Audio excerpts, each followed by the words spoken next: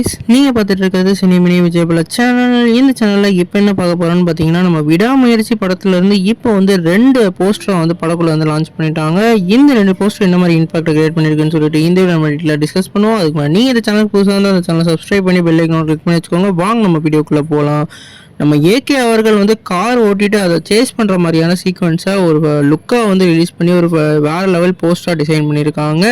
இந்த போஸ்டர் ஏன்டா இவ்வளோ நாளாக விடலைன்ற மாதிரி வேறு லெவலில் இருந்தது.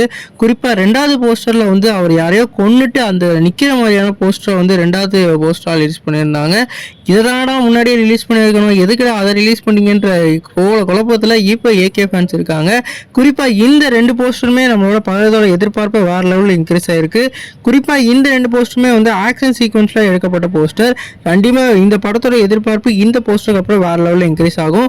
நீங்கள் இந்த போஸ்டர் பார்த்தீங்கன்னா உங்களுக்கு என்ன தோணுச்சுன்னு சொல்லிட்டு கமெண்ட் பண்ணுங்கள். இந்த சேனல் புதுசாக சப்ஸ்கிரைப் பண்ணுங்கள்.